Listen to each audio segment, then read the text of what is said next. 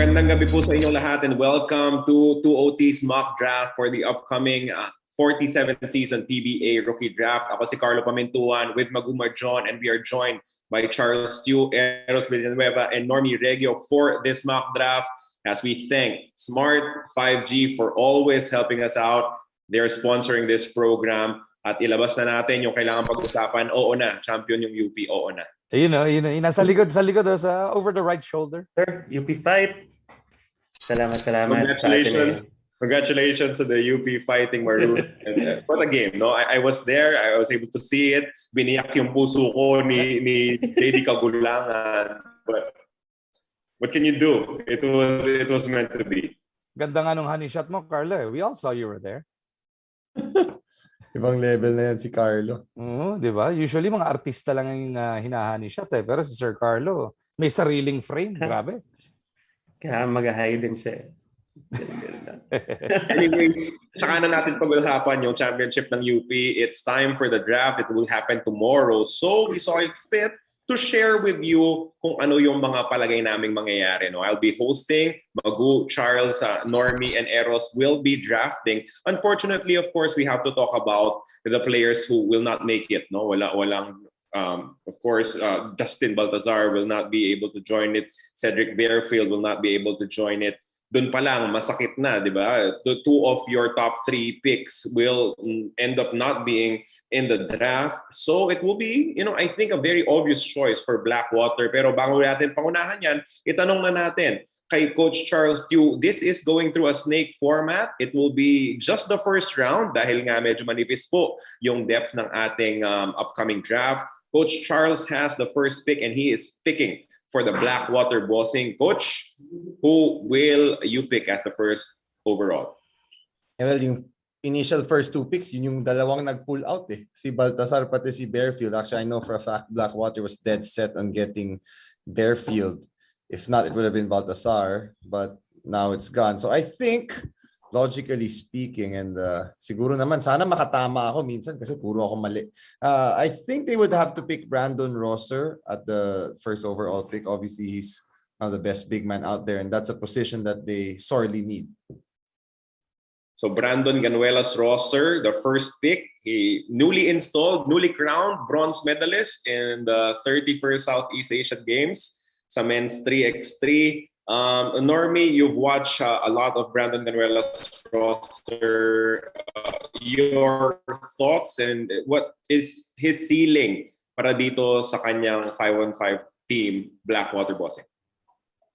Nag-start si Brandon on our screens with Alab Pilipinas back when there was still the ABL, no? And back then makikita mo na workhorse siya with a shot, tapos unti-unti niyang pinopolish yung game niya to the point na sa PBA 3x3 usual champions yung team nila, tapos ngayon nga they're representing our country sa SEA Games. So makikita natin na very may determination din si Brandon ngayon na to prove himself na hindi lang siya great 3x3 player kundi kaya rin niya magbuhat sa 5-on-5, especially as a franchise player for a team like Blackwater na kailangan lagi ng materyales. So may outside shot, kaya rin with the size to go inside. So I think it's a perfect fit din for Blackwater kung na-miss out man nila si Balti and Cedric Bearfield. Magum, mukhang may sasabihin ka. Hindi, pinapaalis ka na yata dyan eh. Oo nga, May mga dumadaan sa likod mo. Hindi, pero aside from everything that Sir Norman said, what I like about this guy is his fire. His competitive spirit. This guy goes all out all the time. You see him get really upset on the PBA 3x3 stage, especially that last one. Nagdadadabog siya when they got knocked out of the grand finals. Doon mo makikita yung gutom, yun yung hinahanap mo minsan eh. The height is there, the numbers can be there, the present, pero yung gutom ng isang player, gutom na isang athlete, yun ang isang hinahanap mo. If you want to make a guy the number 1 overall pick, I just hope he doesn't get that frustrated with Blackwater because this is a team on a constant rebuild. Tignan natin how it pans out for him. Hopefully, he does find a home over there. feeling ko Brandon Rosser got better because of his 3x3 stint. Nung una, napipikon sa contact, napipikon sa mga tawag ng referees, but he was able to, I think, overcome those initial challenges and mature a little bit more para tulungan talaga yung Blackwater. So definitely, of course, a big addition if siya nga yung pipiliin nitong Blackwater bossing for the upcoming draft. Hindi siya aabot sa draft, no? Kasi nasa Hanoi, Vietnam pa siya. Tapos na, di ba? Oo pero baka walang flight na umabot for the draft, and you know the situation with the airports, hindi mo talaga alam. So let's just assume that he will not be there. Second pick will be to the Terra Firma Jeep, and it will be Norms making this one. Normie, who is your selection? Just like Blackwater, Terra Firma needs all the help they can get, no? So any position would be perfect then for Terra. But basing dun sa choices natin for this draft, I think Justin Arana from the Arellano Chiefs would pair well with Isaac Go in their front line, and that would provide an inside-outside combination with size, with energy din, masipag naman pareho. That would give them a foundational pieces para magtuloy-tuloy yung contention nila. Second pick, Justin Arana. Coach Charles, you're very familiar with this player. Lahat nagsasabi it was a clear top three, no? Yung Rosser with Justin Baltasar and Bearfield. Do you think na ganun kalayo yung Justin Arana, or did you actually think it was a close top four including him? Well, I really like Justin. I even had the chance to coach him in one of the leagues that can't be mentioned. But why not? Basta, ganun lang talaga sensitive eh. Diba? Palagi na ako napapagalitan eh. Wala pa ako sa feeling. Pero si Justin kasi magaling talaga yan score. He has a great post game and he's a rebounding machine. He's a good shot blocker also. I think he has to work on his quickness, but strength-wise, he's definitely there. The only interesting thing for me though is that I know, well, Terra Firma, they wanted Baltasar also before he pulled out, right? Pero may Isaac Go na sila. So I guess they'll be a bit slow in their big. Maybe Isaac, as Normie said, can play the 4. But yeah, I mean, can't go wrong with Justin. You know what you're gonna get. Potential double every game. But yeah, I think it's a good pick naman for Terra. Eros, how do you think this pick works out for the Terra Firma Jeep? Sabi nga ni Coach Charles, meron silang big, but it would be the all-Filipino. So kailangan mo ng mas maraming big, and it definitely helps out when you have Arana as an addition. With all the respect in the world for the current big men dito sa Terra Firma, but they're not really getting any younger, and like Aldo Tramos, he's not getting any younger, and then you've got guys like Joseph Gabani and Eric Campson. I think Justin Arana has a legitimate chance to pull ahead in the rotation, and with the talent, the potential, I think it would be wise for Terra Firma to give him all the reps that he can get as soon as possible. So the next pick will be Converge, and they were very, very excited for these two picks. No, dahil dun sa lalim ng draft, everyone was expecting that they will get talents. Naputol yata si Sir Carlo, no? Pero Converge nga will have back-to-back picks. This is courtesy of that trade for Vic Manuel from before, Phoenix Alaska trade. So naging back-to-back picks dito. Yung Converge niya, ako na pala next. So pagkakataon ko na ngayon, nagalitin si Coach Charles, syempre. I know there's still a Jeremiah Gray there. I know there's still etong si J.O. Ambohot, the 6'6" guy who's not going to be in the draft tomorrow because he's still going to be playing for Litran in the finals. But for this number 3 pick, because Converge is picking 3, 4, and 15, if I'm not mistaken, susunod na pick na to 15, I'd like for Converge to get etong si Encho Serrano right at number 3. Coach Charles, magalit ka na bago ako magpaliwanag. Magpaliwanag ka muna. Wow. Okay. Encho Serrano, obviously, merong Pampanga connection. Secondly, for me, I just talked to you guys about yung kay Rosser, yung fire. This is a guy who's full of fire every time he takes the floor. Mapa dun sa NBL, nag-finals MVP siya doon. Mapa dito sa PBA 3x3, dinala niya yung Ginebra to the finals playing small ball. Dalawa lang sila ni Villamor na malaki doon pero nakaabot sa isang leg na finals. Natalo lang talaga ni Bono. But my favorite thing about this guy is, Carlo, you know how we always talk about it's not all about the scoring. Sometimes game changers and crowd pleasers come from rebounding, from hustle. Encho Serrano's that kind of guy. He gets above the rim. Pwedeng Scotty Thompson part 2. Yung dating no. I'm not saying Scotty kagad, ah. I'm just saying pwedeng maging Scotty Thompson part 2. Tama, buti na lang walang audio si Carlo, nagagalit din sa akin. Ikaw muna magalit, Charles. Very interesting pick from Magumar John. But Normie, your initial reaction, do you think Encho is the type of guy that you should draft at the third spot? I see and understand what Magu is saying, no, na he could be a Scottie Thompson type player na with the hustle and energy, i-energize talaga yung team niya kasi ever since high school, I've been watching him with even before with Adamson. Ganun talaga yung laro niya eh.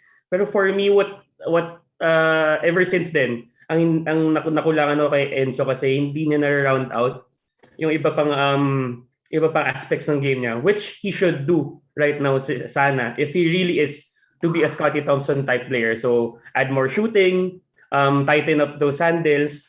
I understand and nakikita ko naman na pwede talaga. He could be Scottie Thompson type player talaga, pero I think lang it's too high for me yung number 3 for Enzo. Eros, your reaction? Yeah, I think that was a very surprising pick for me too. Especially with, I think, Converge already having mga Guardian, like they've already signed a bunch of cards in the off season, but I do understand yung optimism. I think Encho Serrano still has some untapped potential that maybe a PBA team can reach into in the PBA. Yeah, that's it. Coach Charles, susungitan mo ba si Magu? Kaya ako nagagalit kasi siya dapat pick ko sa Ginebra sa number 8 eh. Ngayon mapapaisip na ako eh. Actually, he's been saying out in public that he wants to play for Ginebra. Yun. And I know for a fact they like him, obviously, right? He played for them. But I think Encho's a really good player. To be honest, like Normie, I've seen him since his high school days. Doon pa lang, mama na yung tumalon. Grabe si Encho noon. But to be honest, I didn't really think that he developed to this type of a player na in a guard, in a way na guard, makakonvert siya talaga to be a legit guard. Kasi doon, big man talaga siya noon eh. But he was able to do it. So that impressed me. The number 3 pick, maybe a bit high, to be honest for me, but to me, he's a surefire first rounder. He has the athleticism, he has the shooting, and yung tapang niya nandun, hindi mo talaga matuturo yun. And yeah, I mean, I also see that connection, the Pampanga connection that Magu pointed out. I do know also that, well, some guards of Converge may not be there, so it's a possibility talaga. Just to add to it, yung number 3 pick, napaka-importante diyan. Puro game changer yan. Michael Jordan, di ba? Mark Cagiwa. Merong Jason Webb, merong Boy Beats Victoria, at merong Jolly Escobar back in the day. Puro 3rd overall pick yan. So let's see how it pans out. Shout out to Jolly Escobar. And now the next pick will still be Converge, pero yung gagawa ng 3rd pick for them will be Eros. Eros, who do you want as a 4th pick overall? I was inclined to pick Jeremiah Gray dito kasi best talent available, but I read somewhere na like with Coach Jeff saying that the teams are considering yung long layoff ni Gray as he recovers from an ACL injury. So with Converge kind of lacking yung size up front, I'm going with J. Ambohot for number 4. I think J.O. has a nice face-up game that and he's very efficient too with Letran in the NCAA, and having that nice touch, and especially with the size deficit in front of dun sa Converge, I think it could make a good fit. Coach Charles, J. Ombohot. Yeah, solid. Matagal ko na rin kalaban yan sa NCAA. Matagal na rin pinapasakit ulo namin. Magaling talaga si J.O. He's legit, good shot blocker, good outside touch. He's also pretty physical despite his frame. I think he'd be a good pick, especially for a team looking for a big man. I mean, he's won 1 championship, probably going to win another. I mean, I don't know, but he saw the pedigree is there for sure. Yari ka sa mga taga Mapua. Actually, mas dikit pa kami sa Letran kaysa Mapua. Pero yeah, J.O. is solid, man. This guy can play. Maybe he'd have to develop a bit more ball handling skills, especially if he play the 4 position. But at least he can block shots, rebound, and shoot. Ito tanong ko kay Mague. Of course, we know that a lot of personnel will be retained from Alaska, no, to converge. But do you want to see Coach Jeffrey Carriazo really try and change things up? Parang ibahin talaga mula dun sa atake ng Alaska as Converge opens their campaign in the PBA. Honestly, and with all due respect now to the management and to Coach Jeff, who's always been nice to us and all that, but he doesn't have time. Ang balita natin, Coach Jeff got a 1-year contract. He's got to make it happen within a year if he wants that extension. So he can't, like what Sir Eros was saying, Jeremiah Gray, kahit kaya doon sa number 3, pwede naman mag-Gray. But I don't think he has time to wait for Jeremiah Gray to recover from that ACL, to get that impact maybe halfway through the second conference or maybe even third conference na. He needs to make an impact right here, right now in the Philippine Cup. That's why you can't teach ice. If you need somebody big, Ambot would be good at this spot at number 4. Well put. And now, since this will be a snake format in terms of the draft, Eros will once again be selecting for the Rain or Shine Elasto Painters. Eros? Okay, feeling ko hindi na lalampas dapat si Jeremiah Gray dito. So I'm picking him at number 5. I think it would make sense, especially with, once he gets healthy, and with Rain or Shine badly needing offense, I think he could help a lot there. Yung ABL niya, he didn't really shoot well nung lone ABL year niya. I think sub 40%, but I imagine he could be a little closer to the guy who shot 35% on almost 8 attempts per game doon sa NCAA Division 2. And that's, put that in Rain or Shine, like with that kind of offense in Rain or Shine, that's going to be a big boost. Normie, getting back from ACL injuries, always, a big problem. Hindi mo talaga alam in what state ka makakabalik. So what are your expectations coming from a player like Gray? We should also point out na before his ACL injury kasi he was playing so well, no, for TNT. If correct me if I'm wrong, for TNT, and he was playing so well. He's really one of the standouts dun sa tournament na yun. And what we're expecting after his ACL injury is na he will come back even better. Kasi ever since naman ang dream talaga ni Jeremiah Gray and his si Coach Brodet, no, gusto nilang for him to make a name for himself dito sa Pilipinas. So we expect him na hindi mawala yung fire na yun and even make it even fiercer yung kagustuhan na yun, coming back from injury and proving himself na deserve niyang maglaro sa PBA 5-on-5 na. Coach Charles, na-coach mo si Jeremiah, di ba? Yeah, for 2 years, almost. I mean, two different, 3 actually, no. Yeah, 2 or 3 stints. Yeah, Jeremiah's a really good kid. I like him a lot. He's recovering well. We message each other once in a while. He's back to dunking, shooting. Just can't go all out yet. I don't think he's gonna drop to number 5. To be honest, I do know Terra Firma and Converge have their eyes on him. But I also do know Rain or Shine, they're looking for a wing right now because, well, for one, JV Mocon hasn't signed yet, so they're looking for that long wing. So if Jeremiah Gray ends up there, I mean, they'd be really, really happy to get him. He'd give them that athleticism and the shooting that they sorely need, and I think he's going to be a good scorer in the PBA. Kung na tayo mag-mock draft, makinig na lang tayo ng cheese picture. Baka mayari na naman ako. Mawalan ako ng trabaho dito, ha? I think, Carlo, Rain or Shine, with the lineup that they had last season, they have time to wait for Jeremiah to get really healthy. With everybody developing, ngayon, nagulat nga lang ako na si Mocon pala hindi pa pumipirma. Pero with the young guns that they have there, guys like ito sila Anton Asisio and all that, they're still in the developing phases. So they have time na dito muna sila pag sa Philippine Cup natin.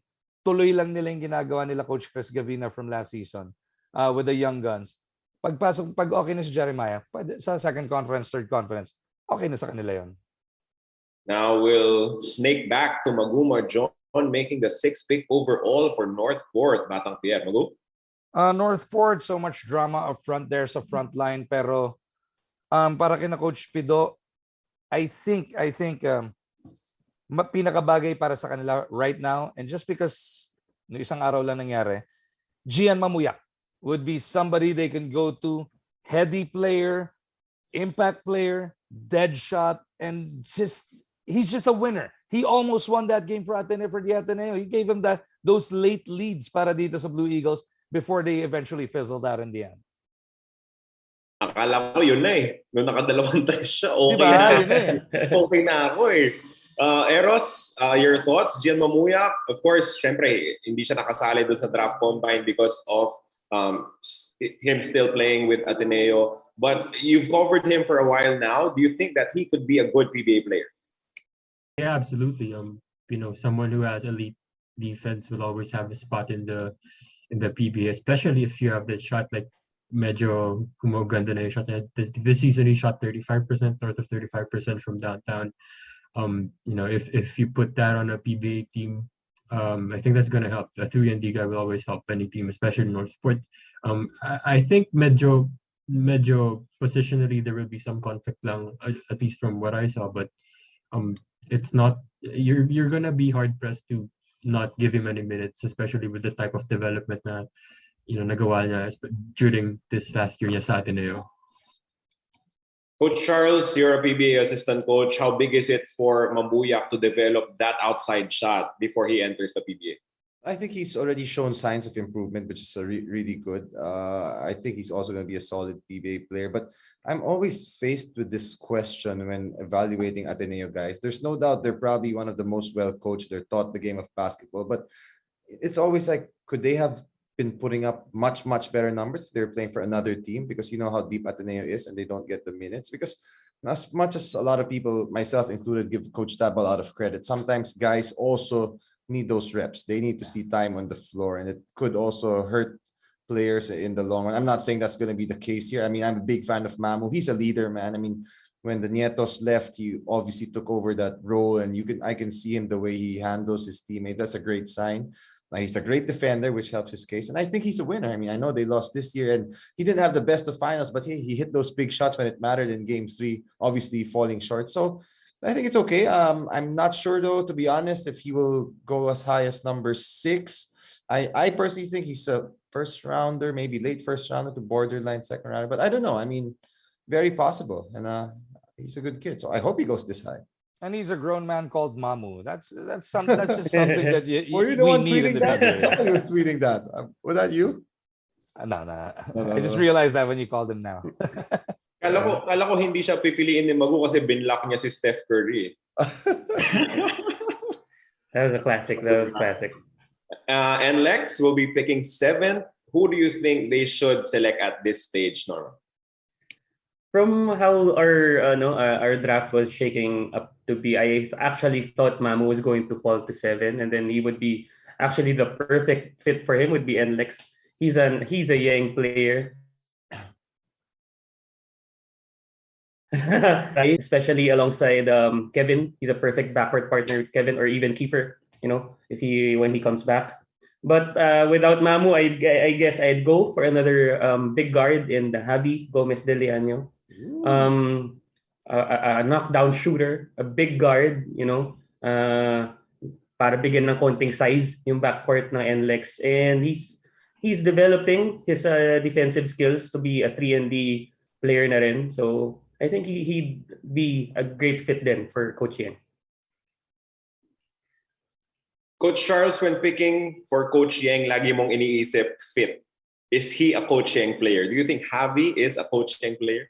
I think he can score. Coach Yang likes guys who can score definitely. Kay Coach Yang, to be able to play for him, kailangan buo loob mo. I think Javi kind of has that mentality where now he really wants to be a scorer. I know he's been working on his game. I think his stint in Japan will do nothing but help him for the PBA. I assume he's quicker, but his attitude is very good. Wala siyang attitude problem. So I'm sure naman kay Coach Yang, makakatanggap ka kahit sino ka pa man.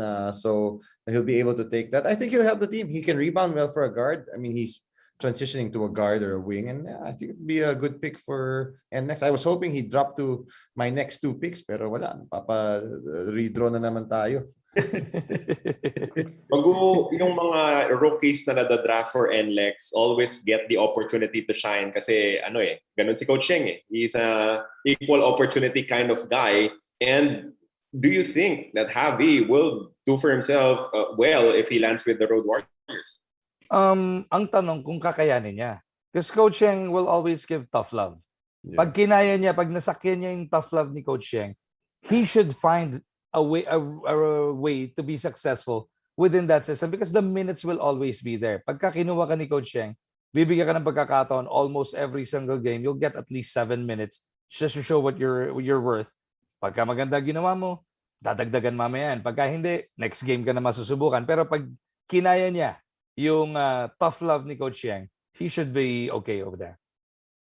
So for the next pick, it is Barangay Ginebra, the Governor's Cup champion who just happened to have an 8th pick in the first round to be even stronger. Coach Tim Cone said that he would put a premium on athleticism with this pick. Coach Charles, are you going the same way? Will you pick a primetime athlete for the 8th pick?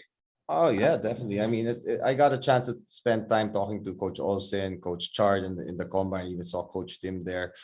It's tough. I know they like Jason David, who also played for them in the 3x3 because he's done well for them. They like his athleticism. But my gut feel, I mean, okay, since I'm the one picking anyways, I would pick JM Calma basically for Ginebra right now. I think he's got the athleticism. He can play. He's a 4 right now in the PBA, and maybe knowing Coach Tim, if he can convert him to a 3 a bit more, kind of like Arvin Tolentino, play that role, Aljon Mariano, who were playing mostly that 4 spot in college. I think he'd be good. I mean, doesn't help the fact, or doesn't add to my liking to him the fact that he scored 26 on us in the NCAA. But this guy can play. He can shoot. He's tough.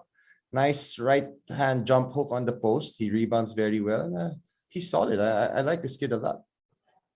Eros, don't you think with someone like Cindy Onwubere already in the lineup, medyo play alike, hindi ba magkakapareho ng role sila if you get someone like Calma? No, I think it's a very high upside pick. When you get someone like Calma with his size and with his potential, I think he's due for some polishing in the PBA. He was very inefficient in the NCAA, just 41%, but he has the ability to put the ball down on the floor, to shoot a little. He's got a little inside game. Lagay mo siya sa isang PBA system, and you hammer yung discipline and yung good traits, and I think it's just polishing a diamond in the rough, really. Normie, kabaligtaran nung NLEX yung Barangay Ginebra in a sense, because if you're a rookie with Barangay Ginebra, you might not see any sort of minutes. How do you think Calma will be able to deal with that situation from playing heavy minutes to barely seeing the floor, at least in his first conference in the PBA?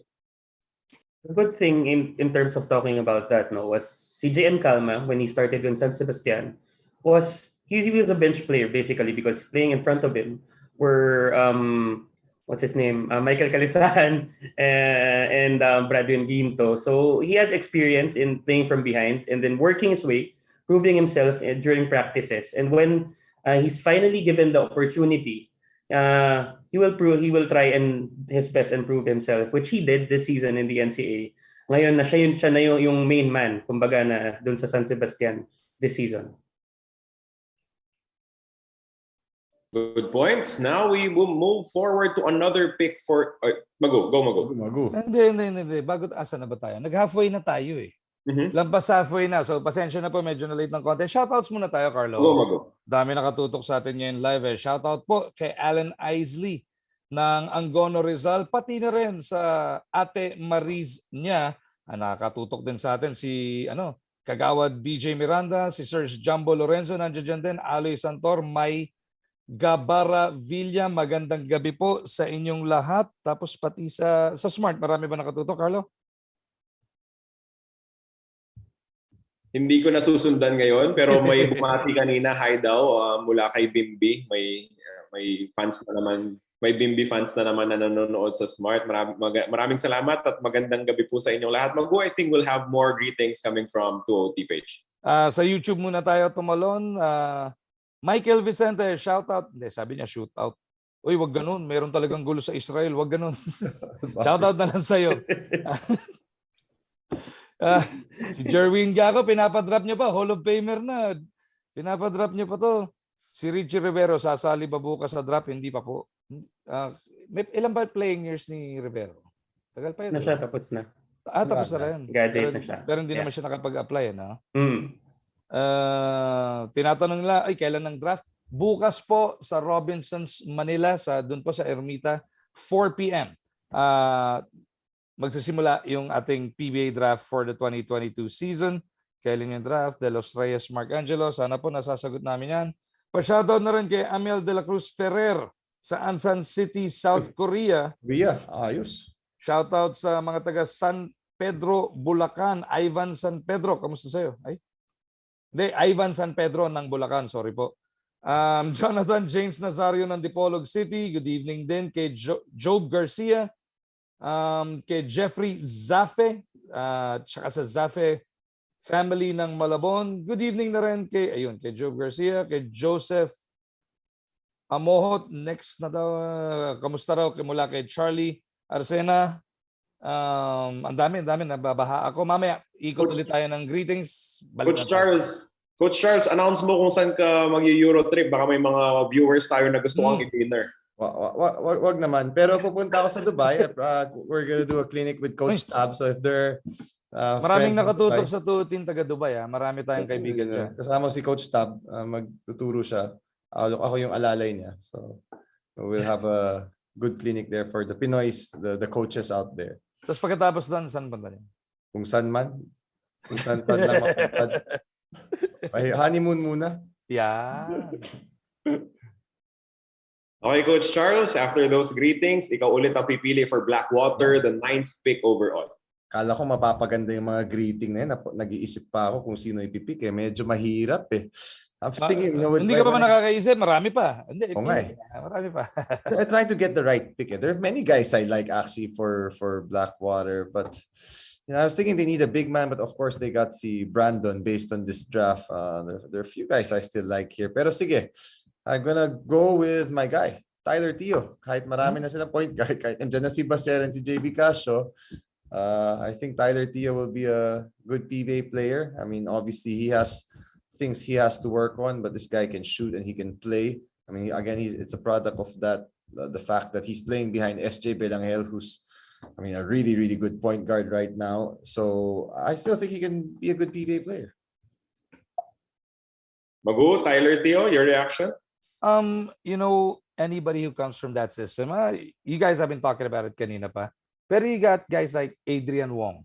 Nawala na si Rainer Shine, pero impact player sa Magnolia. You got guys like Anton Asisio. You got anybody from the Ateneo system can be a good PBA player. It just depends on which team you land at.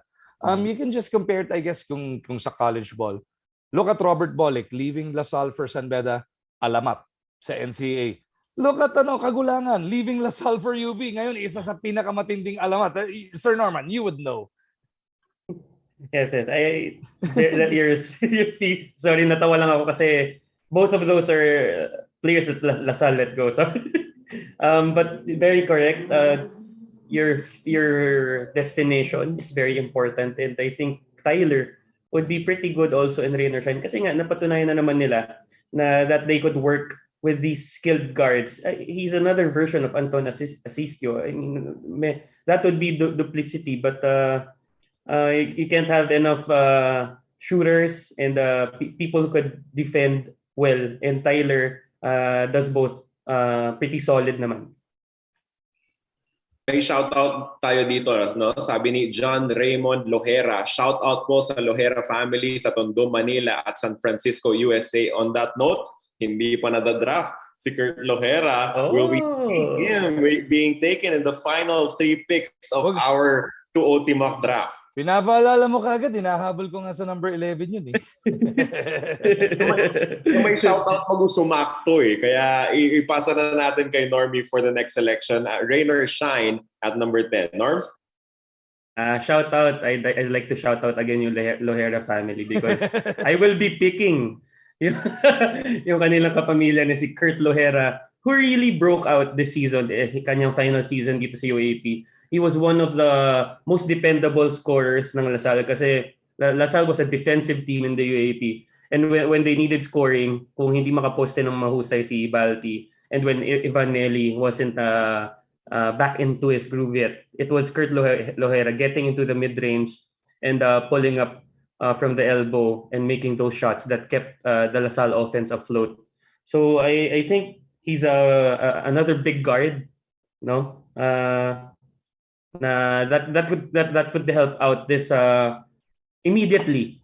Kasi what you see na with Kurt, he may not have the highest of ceilings, but a pretty high floor. Alam mo na mo kay Kurt Lohera, and he would have immediate impact kung saan man siya magpa-fall.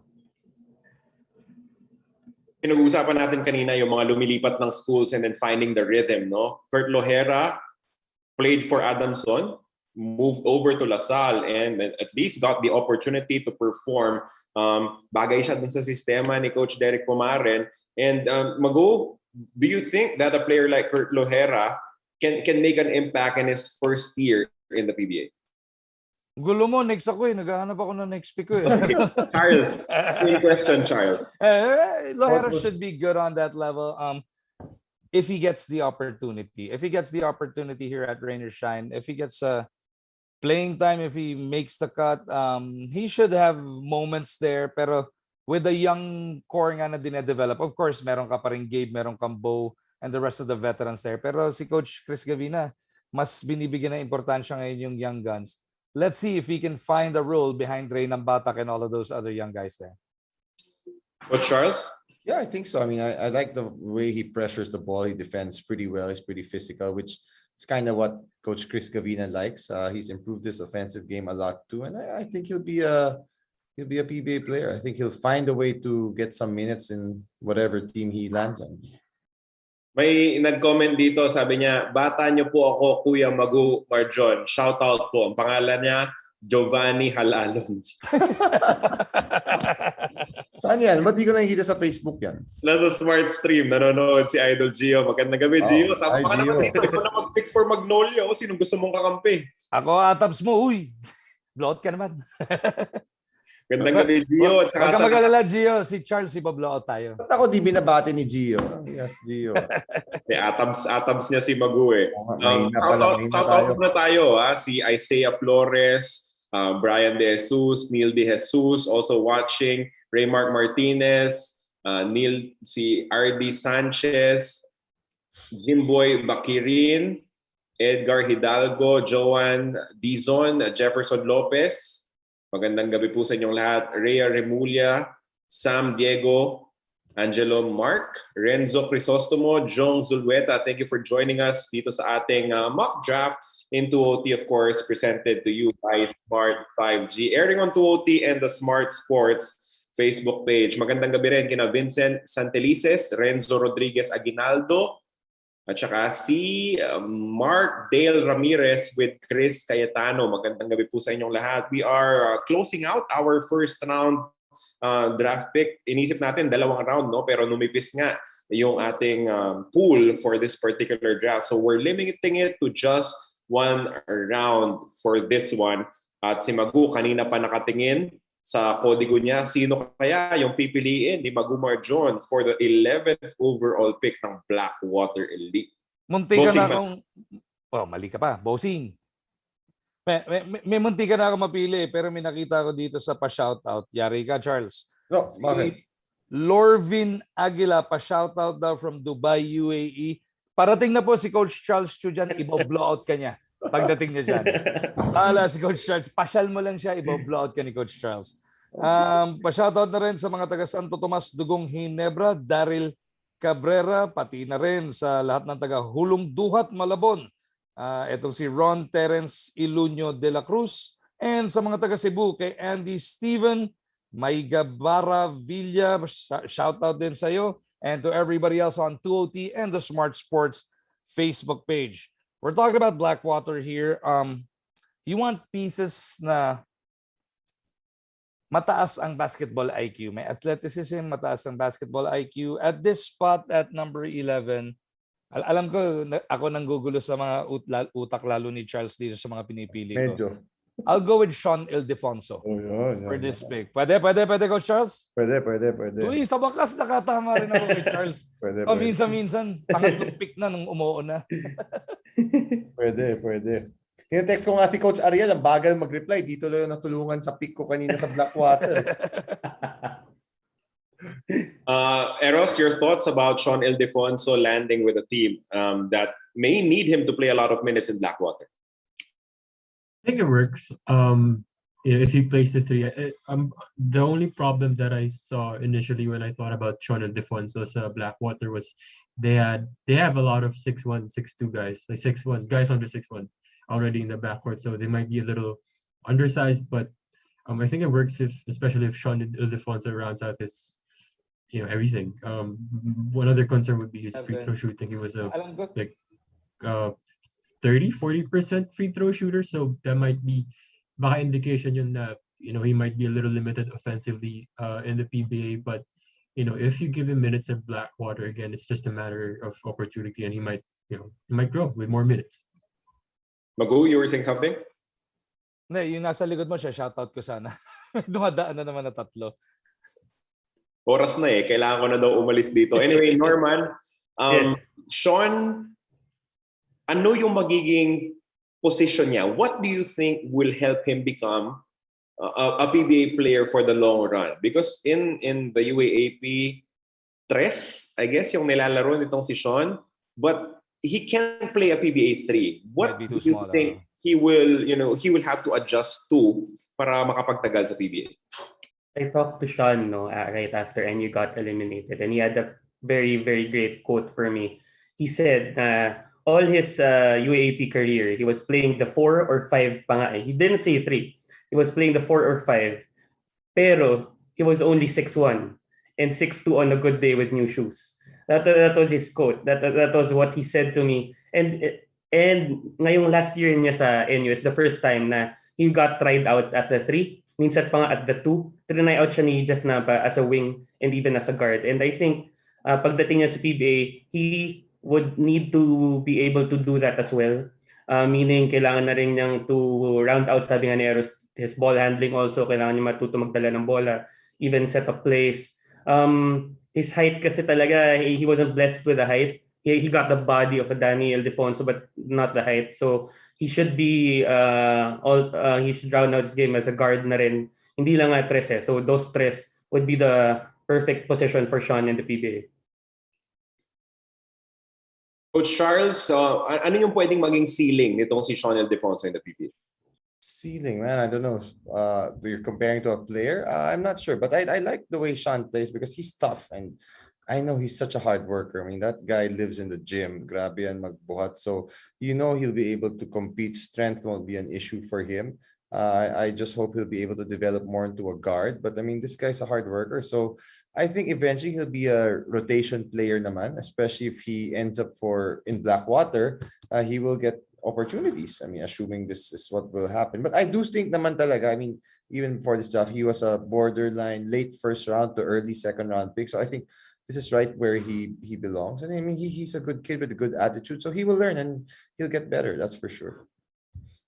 Now, going on to the final pick of our 2OT mock draft for the PBA's 47th season, Magnolia, because they, were a very consistent team, semi-finalists, and then, of course, a finalist in the Philippine Cup are ranked at number 12. Eros, who do you think Magnolia will pick at this stage? I don't know. Honestly, may mga suggestions Gusto mo ba marinig from the comments? No. I think I have suggestions. Si Gio, baka may suggestion. Wala ba? Si May mga suggestions. May inside info si Gio. People are mentioning Lalata, Christian Lalata, Yeah. or Tyrus Hill was also mentioned. Who do you think would be a good pick, Eros? I'm gonna take a shot here and say Alan Mina from Letran, wing, elite defender in the NCAA. I'm saying this because pag tingnan natin yung Magnolia, they don't really have pressing needs. This is a team that went to the finals in the Philippine Cup and made the playoffs again in the Governor's Cup. So the core is mostly set. The front court is mostly set. Even if we say na medyo nangailangan sila ng big man, I don't think meron high quality big man that can play a lot of minutes immediately dito sa draft. So the wing might be a good option to bolster yung depth and Alan Mina might be a good choice. He's an elite defender in the NCAA.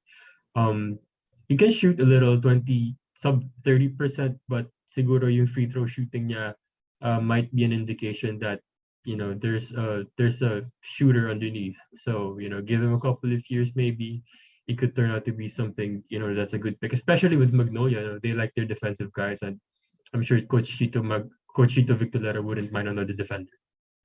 Coach Charles, Alan Mina over a big, maybe like Christian Lalata or Ato Ular, for example. How do you like this pick for Magnolia?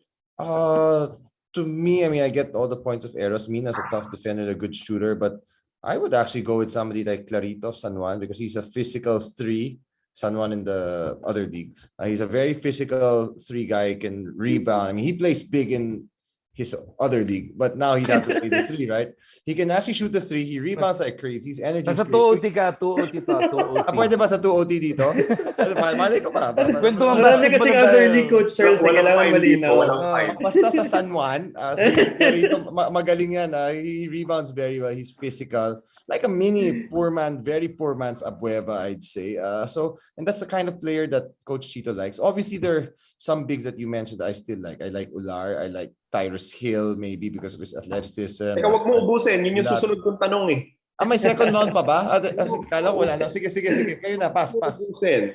Again, just to recap, ito po yung mga pinili ni na Charles Norman Maguat Eros, number 1, Brandon Rosser, number 2, Justin Arana, Encho Serrano, the surprise pick of Maguma John at number 3 for Converge, Gio Ambojo at number 4, Jeremiah Grafe also number 5, Gian Mamuyak at 6, Javi Gomez de Liano at 7, JM Calma at 8, at Blackwater will get Tyler Teo at 9, Rainer Shine will pick Kurt Lohera at 10, Blackwater again gets Sean Ildefonso at 11, tapos Magnolia for Eros should get Allen Mina. Yan po ang ating recap for your 2OT mock draft for the PBA's 47th season. So again, because we're doing this only one round, I'm sure maraming pangalan yung hindi na-mention. No? Nagsabi na ng isa si Coach Charles.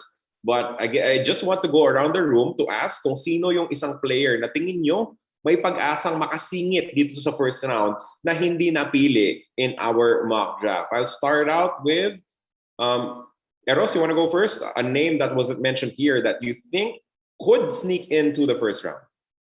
I'll say Tyrus Hill, maybe because Tyrus Hill is 6'5" and has good physical tools. The only problem is underwhelming stints with LaSalle and Adamson in the UAAP. And, he didn't really show up in the combine, so I'm not sure if he's on the radar of some coaches. Maybe Coach Charles would know. But yeah, he's got good number size. 22 pick, di ba? I wish. That would be great if we could get him. Yeah, good Blackwater would tools. take him, though, if he's available at the 11th. I mean... Yun daw, mali ka daw, Marjon. Walang insight info yun. Nag-text kay Coach Ariel to eh. May code ko tong daya eh. Normie, one name that you think could sneak into the top 12? Yeah. To answer your question, Carlo, shout out ko na lang kasi may nag-suggest din sa akin, si Coach Jeff Napa is watching right now, and shout out. Piliin daw natin yung mga former players niya in Ato Ular and Christian Pajarito. So I think those two, the PBA always has a need for bigs, and those two are pretty serviceable bigs.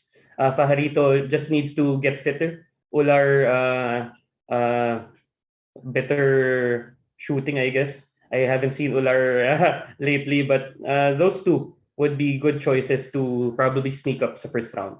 Coach Charles, you already mentioned itong si Jonard Clarito, but can you name another player perhaps that you think could sneak into the first round? Well, the two guys they just mentioned, I like Ato Ular's game a lot. I think he's actually going to be a solid pick.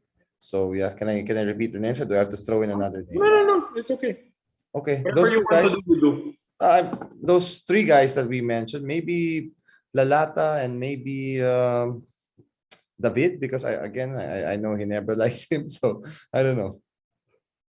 Magu, any name that you want to throw into the equation and possibly make it into the top 12? Maybe not the first round na, but somewhere in the second. I don't see them going third or fourth round. Jologo, Yeah. maybe. Hindi pa natin nababanggit. I have two more. Pwede ba? Tatlo yung sa akin. So, Jologo, Fidel Castro, just because he's got the best name in this draft. He can shoot, by the way. I saw him in the draft. He's a shooter. Fidel Castro can shoot, dude. Shoot. And Fidel Castro can shoot. The actual. I think Carlo de Chavez. Carlo de Chavez, if you want to talk about shot makers, creators, and yung tapang, no conscience, doesn't matter what the situation is. If you need a shot, this guy can shoot. I just don't know if he can keep up on the defensive end on the PBA stage. Ibang level dito eh. Iba yung 3x3, iba yung PBA na actual na 5-on-5. Ako, I just would like to throw in a couple of names. No, I was a big fan of his kahit na nung nasa Batang Gilas pa siya, si Mark Dyke. Unfortunately, hindi tumangkad. No? Parang nasa Batang Gilas, height pa rin yata. He never really got the ceiling. Parang si Big Mike Nieto. Oo eh. Not so big na. Parang ganun. But again, if he finds a way to transition into a wing, when all his life he's been playing as a 4, as a 5, maybe he'll have a shot at playing in the PBA.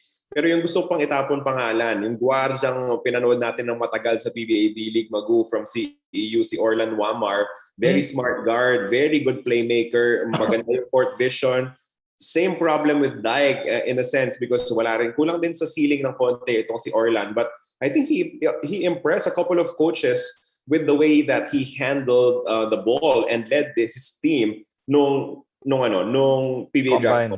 Yeah. And then he won the 3-point shootout as well. Yeah, I think so for sure. So those are your, some guys who might sneak into the first round or could be drafted early in the second round.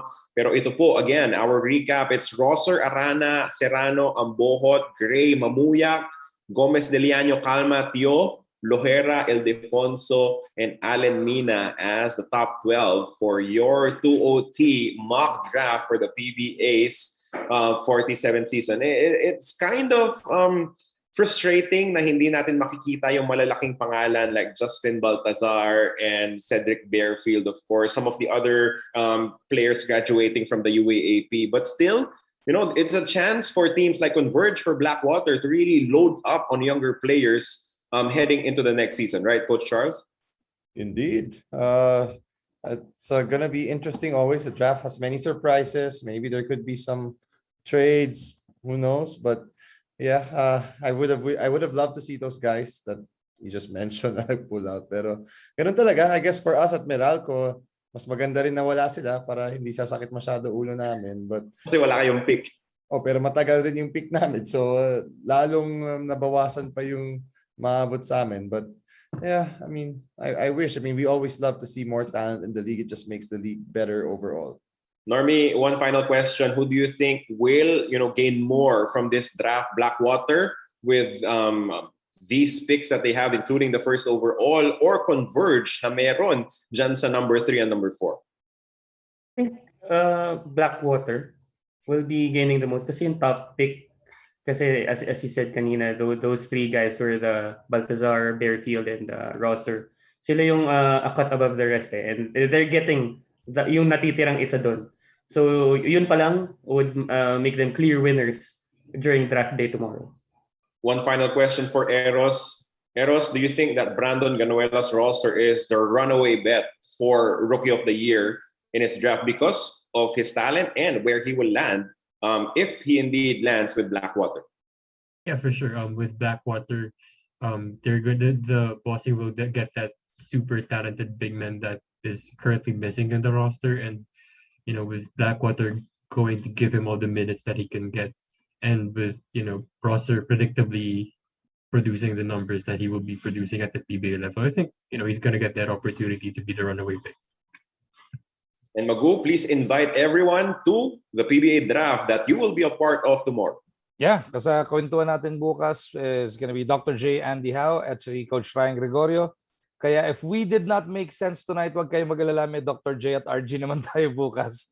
4 p.m. it will be shown live on TV5.